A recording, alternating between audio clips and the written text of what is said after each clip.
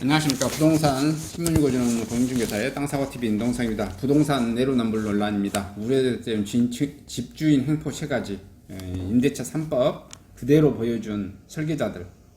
이게 뭐가 내로남불이냐면 이제 이런 거죠. 이 임대차 3법 시행했었을 때 민간 단체라든지 시민들이 다 지적한 내용이에요. 법 시행 전에 그 부작용들. 근데 아니라고 이 새끼들 설계 이렇게 치고 지가 그들 이렇게 다 헤쳐먹었어. 아주 이런 싸가지 없는 새끼들도 없어. 봐보면은 어떤 식의 했냐 봐보면 그런 거잖아. 전형적인 부정사례. 그 상한선 이렇게 대폭 올리면 자기네들이 그 직전 전세금 대폭 인상할 거라는 거. 설계자들이 다 그 짓거리 했다는 거예요. 본인들이. 그 다음에 또 뭐냐면 전세가 월세로 급격하게 할 거다. 안 할 거라고 그랬잖아요. 근데 자기네들도 설계한 새끼들이 다 그렇게 그 짓거리 했어. 그 다음에 신규 계약도 대폭 인상할 거라고. 자기네들이 다 대폭 올렸잖아. 요런 내용인 거예요. 사례별로 따져보면 청와대 여당이 요런 부동산을 임대차 3법을 설계하고 시행하면서 자기네들이 시민단체들이 다 지적한 것을 다 그 짓거리 했단 말이야. 그 짓거리 하면서 법은 강행을 했어. 그러면서 정부들한테는 자기네가 엄청 서민을 위한 척 온갖 생색은 다 내고 건물을 가지고 있는 사람들을 범죄자 취급하고 악질로 몰아갔단 말이야. 자기네들이 진짜 악질쟁이를 하면서 이 생각할수록 기분 나쁘죠. 더러운 새끼들이죠. 봐보십시오. 김상조 전 청와대 정책실장에 이어 박주민, 조홍천, 송기현 더불어민주당 의원들이 임대차법 시행 전에 본인의 소유 아파트 임대료를 대폭 올린 사실이 드러나 파문이 일고 있는데요. 특히 이들은 작년 7월 임대차법 성급하게 시행될 매일경제들이 언론이 법 시행 후 집주인들이 이렇게 대처할 것이고 그러면 결국 세입자에 힘들게 된다는 부작용에 대해 예측한 내용을 그대로 행동 옮기더니 눈에 띕니다. 이들은 당시 언론 지적에 대해 겉으로는 그럴 리 없다고 부정하면서 뒤에선 세입자들의 부담을 떠넘기는 사례를 그대로 헤쳐먹었습니다. 정책의 위반자의 설계자들이 실행자들의 부작용으로 본 교본처럼 행동하면서 지금 정부는 부동산 정책에 대한 신뢰를 떨어뜨리는 그 짓거리를 했죠. 지난해 7월 31일 임대차 계약갱신 청구권 전월세 상한제도에 시행된 당시 전문가 언론은 법 시행 전 집주인지 임대료를 대폭 증액할 것이다. 법 시행 후 신규 계약 임대료를 대폭 인상할 것이다. 전세에서 원세로 급격한 전환 등을 대표적인 부작용으로 꼽았다. 자기네들이 이 법 주도하고 집값을 올려 처먹기 위해서 그렇게 한 것이 아닌 것인지 겉으로는 서민을 보호한 것처럼 사실은 집값 더 올려 처먹기 위해서 이렇게 설계한 것이 아닌지 의심하지 않을 수 없을 지경입니다. 실제로 주택 임대차 시장에서 이 같은 현상이 계속해서 나타났습니다. 정부 관계자와 여당 의원들이 그 부작용을 어떻게 그대로 실천했는지 살펴보겠습니다. 우선 법 시행 전 집주인이 급격한 보증금 인상을 둘 수 있습니다. 김상조 전 실장 부부 공동 명의로 소유 중인 서울 강남구 청담동 한신 오페라하우스 2차 아파트 전세금 8억 5천에서 9억 7천으로 14%를 쳐 올렸습니다. 계약 시점에 지난 7월 29일에 법 시행이 이틀 전이었죠. 이게 자기네들은 요거죠. 서민처럼 유해주겠다고 하면서 의도적으로 올리기 위해서 이런 법을 만든 것이 아닌지 이렇게 의심하지 않을 수가 없어요. 법 시행 후 전세 계약을 갱신했다며 김 실장은 전세금을 14%나 올려받았죠. 조홍천 민주당 의원도 부부 공동 명의로 보유한 서울 강남구 대치동 음마아파트 84전월 전세 보증금을 5억 4천만 원에 쳐 올렸는데 5억 9천만 원으로 9.3% 올려 쳐 올렸죠. 이 전세 계약은 재계약으로 시점에서 지난해 7월 4일입니다. 김 전 실장과 조 의원은 기존 전세 계약이 전세보다 저렴했다고 설명했습니다. 실제로 김 전 실장과 집과 같은 면적의 한신 오페라하우스 2차 아파트는 지난해 12억 5천만 원 전에 전세 거래가 이루어졌고요. 김 전 실장의 집이 1층이라는 사실을 고려해도 많이 저렴하다는 게 주변 공동소 중의 귀뜸입니다. 조 의원은 집과 같은 면적의 아파트 전세 시세에 작년 7월 6억 원 선했고요. 작년 임대차 시행에 이 같은 움직임은 예측되어졌고요. 특히 전세를 저렴하게 공급하겠다는 착한 집주인부터 시행 전 임대료를 급격하게 올릴 것이라는 관측이 많이 났었는데 5% 상한선이 생기면 임대료가 상대적으로 싼 집주인이 피해를 볼 위험이 높다며 이들이 위험을 회피할 것이라는 전망이 많았는데요. 김 전 실장이 똑같이 그 짓거리를 했죠. 두 번째, 신규 계약 시 임대료를 대폭 올린 경우 송기현 의원이 보여주었습니다. 송 의원은 배우자 명의로 된 서울 양천구 목동 청구아파트 전용 84자가 전세금을 5억 3천만 원에서 6억 7천만 원으로 26%나 쳐 올렸죠. 송 의원은 계약 시점이 2019년 12월이고 새로운 세입자와 계약을 한 임대차 선박과 별개라는 취지로 해명했습니다. 하지만 이 같은 움직임이 얽히면서 전세 시장은 크게 뛴 상황입니다. KB국민은행 리뷰 부동산 3월 동향에 따르면 지난달 서울 아파트 제곱미터당 평균 지시값이 699만 원 기록했고요. 지난해 8월 584만 원에 19.7%나 급등했고요. 전문가들은 박주민 의원이 전세의 월시화를 몸소 실천했다고 진단하겠고요. 임대차 사법이 시행되면 집주인들이 전세보다 현금 흐름이 안정적인 월시화를 더 선택할 것이라는 예상이 많았고요. 박 의원이 똑같은 행동한 사례입니다. 박 의원은 지난해 7월 3일 보증금 1억 월시에 185만 원 서울 중구 신당동 2편한 세상 아파트 임대계약을 새로 체결했는데요. 기존 임대료의 보증금 3억에서 월세 100만 원입니다. 전세의 월세를 전환한 것은 아니지만 보증금을 낮추고 월세를 높였다는 것이 비슷한 맥락으로 해석하고 있고요.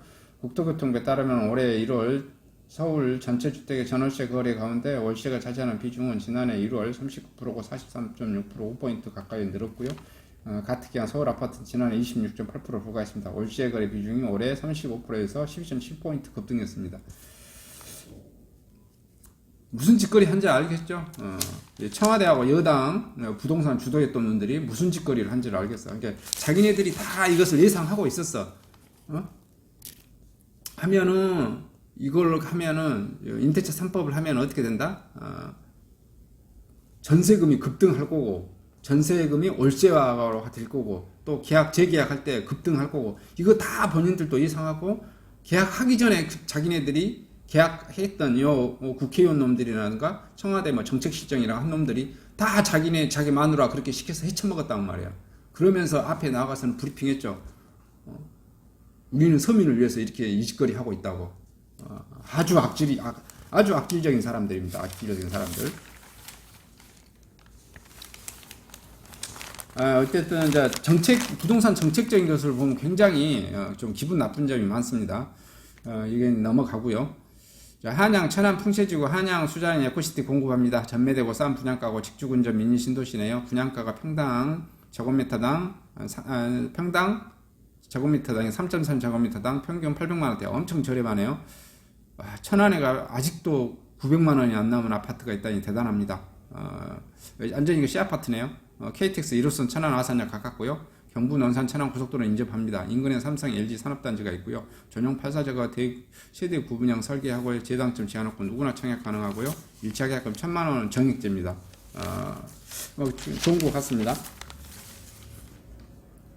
그 다음에 이제 LH 제2의 LH 맞겠다고 객격 규제 지금 하겠답니다. 농지거래 끊겨 지방 경제가 타격이 우려될 것이다. 이런 예측이 또 나오고 있는데 비사업용 토지 규제 강화가 물론 4가지 문제점. 양도세 폭탄 비사업용 토지 양도세 중과세율이 10포인트인데 20% 올렸습니다. 이거 20%면 어마어마하게 올린 거예요. 단기 보유시에 토지 양도세도 40에서 60에서 70%까지 올렸으니까 거의 그냥 거래가 안 되겠죠. 거래절벽 우려, 농지취득 자격증을 발급 시 체험용농 계획서 제출 의무 신설하고요. 허위기재시 과태료 500만 원 등 취득처적 강화로 토지거래가 급감될 우려가 있고요. 운태 고려농 타격, 농지거래 위축으로 운태 어려워 세금 부담으로 운태자금 실수령액 축소되고요. 상속 농지도 비상, 사업용 농지 안정기간이 지나면 고율 과세 감당해야 한다.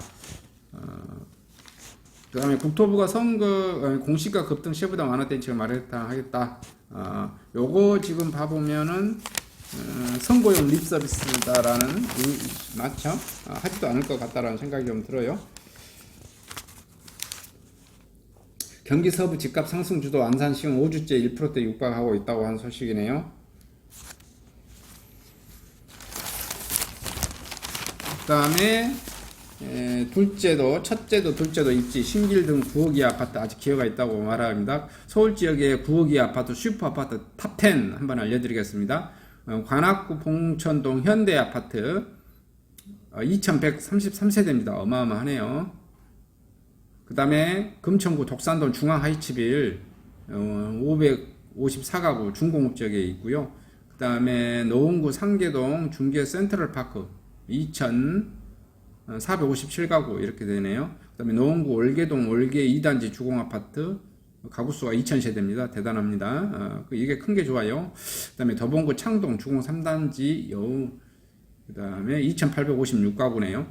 동대문구 전농동 전농 우성아파트 1,234가구 그 다음에 동대문구 요 9억 이하 아파트입니다. 청량리 한신아파트가 960가구 영등포구 대림동 우성 435가구 영등포구 신길동 삼성레미안 1213가구 은평구 진관동 은평 뉴타운 기자촌 11단지 426가구 이렇게 해서 9억이 아파트 아직도 기회는 있습니다 라는 소식입니다.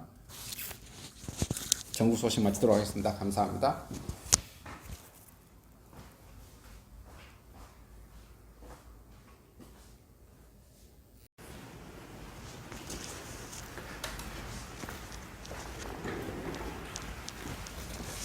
안녕하십니까. 저는 네이버 카페 빛가람 혁신도시 카페를 운영하고 있는 카페직이고요.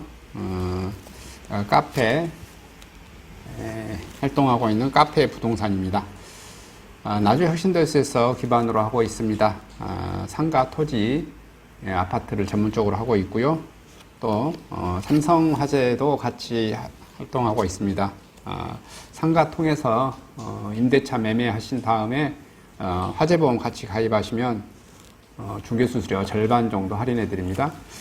그리고 삼성화재의 그 의료실비, 운전자 보험, 자동차보험, 화재보험, 적금, 치아보험, 연금보험, 상해보험, 통합보험, 자녀보험, 간병보험, 당뇨보험 이런 것도 모두 한꺼번에 취급하고 있습니다. 보험을 또 가입하게 되시면 또 이렇게 저를 통해서 상가 이렇게 임대차 내시고 하시면 네이버 카페 빛가람 혁신도시 카페에 홍보를 해드리고요. 유튜브에도 이렇게 홍보를 해드립니다. 그리고 이벤트 행사를 해서 여러분의 매장에 손님들이 찾아갈 수 있도록 이렇게 해드리고 있습니다. 물론 이벤트 비용은 제가 부담해 드립니다. 저를 통해서 많은 사업 같이 윈윈할 수 있도록 도움을 주셨으면 감사하겠습니다.